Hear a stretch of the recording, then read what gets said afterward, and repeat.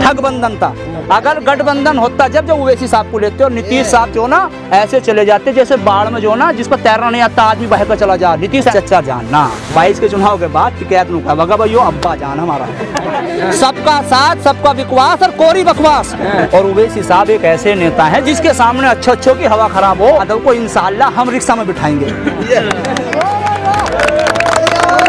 Mulayam Singh Yadav rickshaw में बैठे होंगे रखले चला रहे होंगे। मेरे घर में भी एक मेरा भाई आर्मी में है और एक पीएचडी से केमिस्ट्री से पीएचडी कर रहा है इंदौर के अंदर। ओमती हमारी बिरयानी में अवतार में तो चली गई, ये जो खड़ी ना सामने यो अवतार नहीं कराने की, ना अवतार पर जाबो ना टोपी पर जाबो ना रुमाल पर जाबो, यो तो अब हिस्सेदारी पर जाएगी। इसे सरकारी कुर्सी सरकारी वर्दी सरकारी कलम सरकारी दफ्तर चाहिए।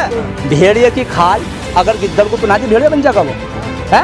10 रुपए की टोपी 50 रुपए का रुमाल तो कहीं से लिया तुम उड़ा धोखे में जिता दिए थे ना। जब हमसे बार बार भाई हम तो मुसलमान हैं, हमारे सामने तो कोई बगल में छुरी लेके भी आ रही यार वो नुका भाई मैं तेरा भाई हूँ सिर पर फेरता रहे वो चाहे बगल में छुरी मार दे तो हम तो यकीन करेंगे उसको। ये जो हमारे MP MLA हैं ये जहनी गुलाम है, इनको तो सिर्फ MP MLA का टिकट चाहिए। ओवैसी साहब जितनी बात भी कहते हैं कायदे कानून की कहते हैं और सब बोल रहे हैं ओवैसी के भाषण मोदी के भाषण ऐसी बोल कर आ जाना वो। आप ओवैसी साहब जितनी बात कहते हैं सब सुनते हैं, सबको पता चल गया है। सुनने के लिए आए हैं वोट भी वोट दिलवाएंगे भी, वोट रिश्तेदारों से दिलवाएंगे दोस्तों से दिलवाएंगे वोट दिलवाएंगे। और मेरा बूथ नंबर 286 विधानसभा सदर बिजनौर।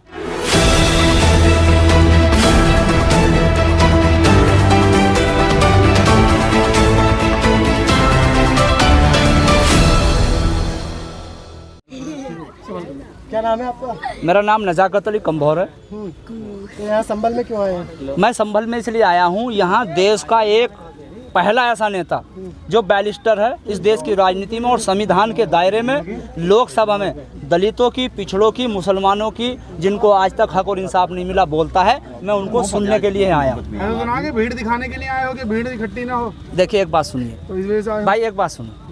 आज भाजपा की रैली थी, हमारे बिजनौर में भी थी, यहाँ भी थी। तमाम सरकारी बसें उसमें लगी हुई, तमाम प्राइवेटें उसमें लगी हुई है। आप एक बात कल को यहाँ सर्च कर लेना, यहाँ ना तो किसी को बस दी जाएगी, ना पूरी ना छोला, कुछ नहीं, कोई लालच नहीं, खुद अपने आप लोग आएंगे। तो अगर मैं ना आता तो ये कौन सी 1000 कम हो जाते और मैं कौन से 1000 लाया, मैं तो अकेला आदमी आया। मैं तो सिर्फ अपने सर की गिनती कराने आया कि इस दुनिया के अंदर अच्छे लोग भी हैं। सर सुनने के लिए आए हैं, वोट भी जाएगा? वोट दिलवाएंगे भी, वोट रिश्तेदारों से दिलवाएंगे दोस्तों से दिलवाएंगे वोट दिलवाएंगे। और मेरा बूथ नंबर 286 विधानसभा सदर बिजनौर, कम से कम 300 वोट मिले। मैं ये बताइए जनता ओवैसी साहब को वोट क्यों दे? जनता ओवैसी साहब को वोट यूँ दे कि जब तक कल तक मोबाइल नहीं थे तो लोग सारे सुन नहीं पाते थे कि भाई कौन क्या कह रहा। अब ओवैसी साहब जितनी बात कहते हैं सब सुनते हैं, सबको पता चल रहा। कल तक जब हम लोग जाते थे कि भाई ओवैसी साहब को वोट दो 12 में 17 में, तो लोग कहते थे नहीं यार ये कुछ पार्टी नहीं है। दरअसल वो जो बुजुर्ग आदमी था हमारा 60 साल वाला 70 साल वाला, मेमोरी जिसकी फुल हो गई थी, तो उससे तो मतलब। अब जो ये नौजवान है ना ये सबके पास मोबाइल है और सब बोल रहे हैं ओवैसी के भाषण मोदी के भाषण ऐसी बोल कर आ जाना वो, और वो सबको कंपेयर करता है उसमें कौन क्या बोल रहा कैसे बोल रहा। इसलिए जनता वोट देगी। दूसरा, ओवैसी साहब जितनी बात भी कहते हैं कायदे और कानून की कहते हैं। ओवैसी साहब सबके हक की बात कहते हैं और ओवैसी साहब एक ऐसे नेता हैं जिसके सामने अच्छों की हवा खराब हो। लोकसभा में अगर किसी ने बिल फाड़ा था NCR का तो वो एक अकेला शेर था ओवैसी, बाकी 22 मुसलमान और गुलाम थे। 22 मुसलमान थे, 23 MP थे जी, 23 बता दूं मैं गिनती के लिए।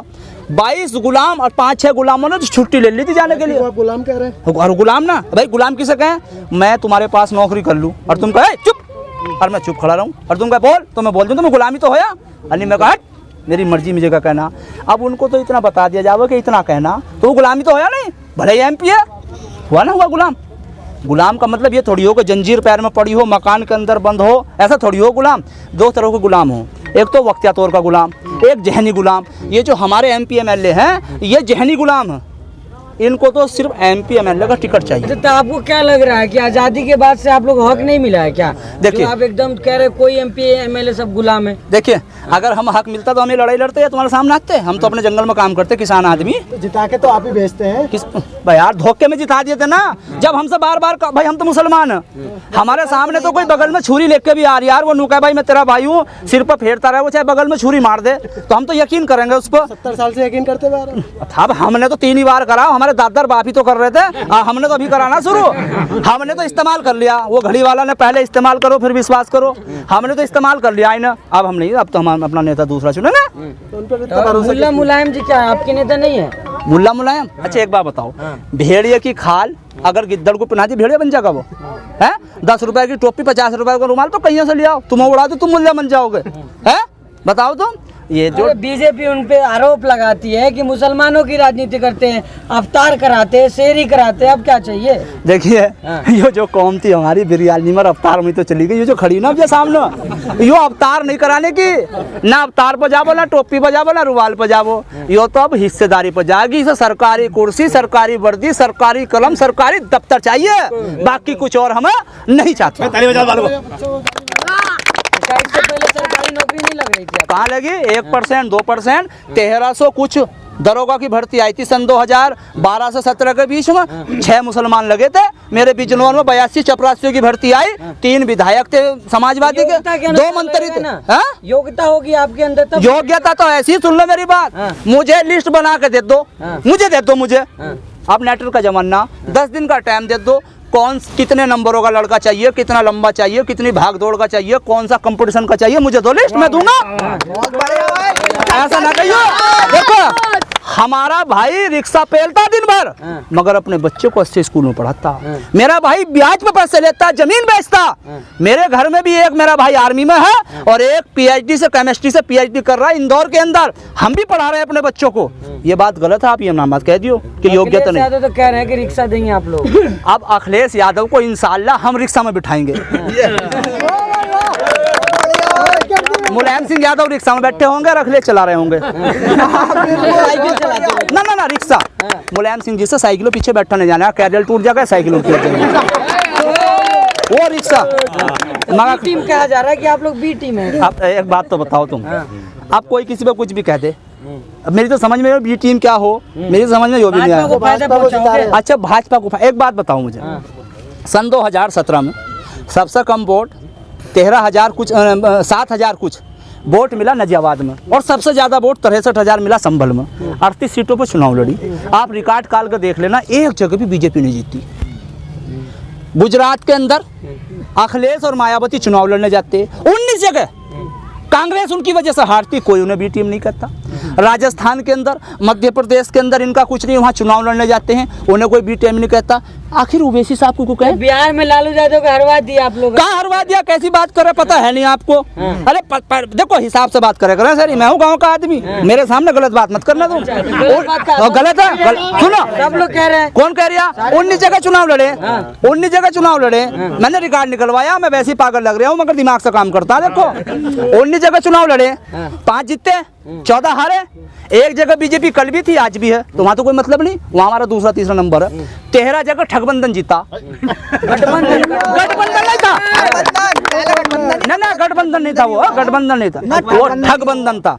अगर गठबंधन होता, जब ओवैसी साहब को लेते और नीतीश साहब जो ना ऐसे चले जाते, जैसे बाढ़ में जो ना जिस पर तैरना नहीं आता आदमी बह कर चला जा, नीतीश ऐसे भाग जाता अगर ओवैसी साहब को गठबंधन में लेते। वो ठगबंधन किया था उन्हें बीजेपी। मुसलमानों की बस बात करते हैं, फिर वही बात, सेकुलर बात करते हैं, सबका साथ सबका विकास की बात करते हैं। वो तो ऐसे थोड़ी करे, वो नुक है सबका साथ सबका विश्वास और कोरी बकवास, कोरी बकवास। ओवैसी साहब जो बात करते हैं वो मुद्दों की करते हैं। देखिए एक बात बताओ, जो अच्छा दुकानदार हो, एक मिसाल दे रहा मैं, और वो सामान कुछ महंगा दे तो उस पर ग्राहक कम देर में जामो ना, और जो फर्जी हो वो सस्ता भी देगा।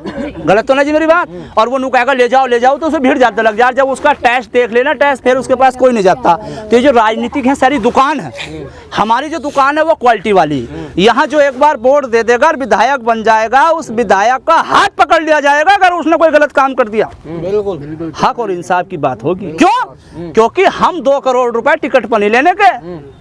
तो कौन लेता है पैसे पे टिकट? बहन जी ले, बहन जी ना लगा रहे हैं आप बहन जी पे। आरोप नहीं लगा रहे, सिद्ध करूंगा मैं।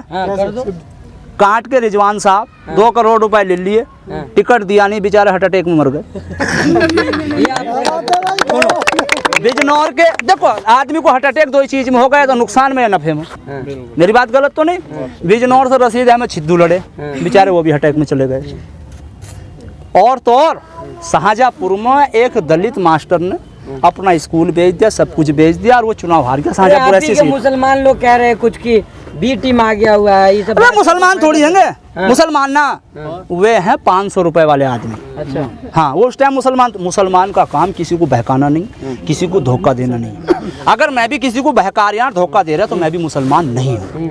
मुसलमान का काम है राह रास्ते पर चलाना, हक के खिलाफ ना हक के खिलाफ लड़ाई लड़ना, और जिनको इंसाफ नहीं मिला उनसे इंसाफ। वो मुसलमान थोड़ी है, वे तो एक महीना आगे गाड़ी में बैठने वाले आदमी, और उनका काम कितना पता, 1000 रुपए, 4 पूरी 2 कचौरी और चुनाव अगली सीट। जब चुनाव बीत जा, जीत तो हारो कोई भी, उन्हें सीट डिग्गी में भी जगह नहीं मिलती, उन्हें डिग्गी में भी जगह नहीं मिलने की। फिर वो ऐसे लोग हैं।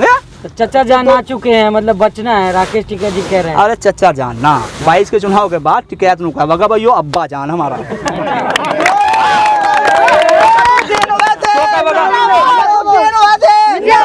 अरे चचा देखो एक बात सुनो, यो मुसलमान इतना बरकती इस देश के अंदर, इतना बरकती है मुसलमान।